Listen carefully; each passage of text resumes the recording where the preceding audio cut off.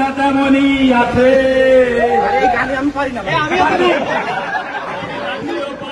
আমি তোমার সেখানে শুধু তোমার ভাঙাবে না ধরে গুণ জানি শুধু শুনি না তোমার সেই দরাজ কমকে বলা পবিত্র কোরআনের বাণী।